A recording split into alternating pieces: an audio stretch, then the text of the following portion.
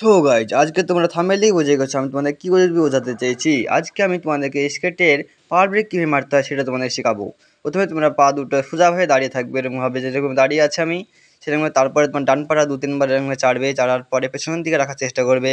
পেছনের দিকে রাখা যদি সম্পূর্ণ পেটে যায় তাহলে পায়ের ডিস্ট্যান্সটা রাখার জন্য মানে একটু সামান্য পা থেকে দূরে রাখবে, যাতে সামনের পাটা সোজা থাকে, না হলে আবার তোমাদের অসুবিধা হবে পড়ে যাওয়ার। পাটা আমি যেরকম রাখছি সেরকম করে তোমরা রাখার চেষ্টা করবে। এরকমভাবে আমি রাখছি, এই দেখো একটু ডিস্ট্যান্স রয়েছে, এরকম ডিস্ট্যান্স হয়ে রাখবে, তাহলে তোমরা পড়বে না, তাহলে স্লিপ খাওয়ার সম্ভাবনা বেশি থাকবে। তাহলে তোমাদেরকে আমি একবার স্কেট কীভাবে চালাতে হয় সেটা তোমাকে শিখিয়ে দিচ্ছি। এটা তুমি যাচ্ছে, আমি আসছি।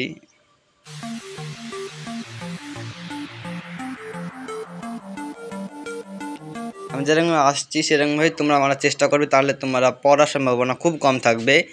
আর একবার তোমাদেরকে দেখিয়ে দিচ্ছি, দাঁড়াও যাচ্ছি।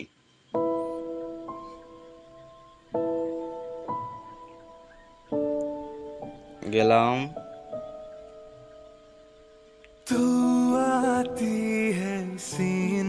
আমি যেরকম মারছি তোমরা সেরকমই মারবে, তাই না হলে আবার তোমাদের পড়ে যাওয়ার সম্ভাবনা খুব বেশি হবে।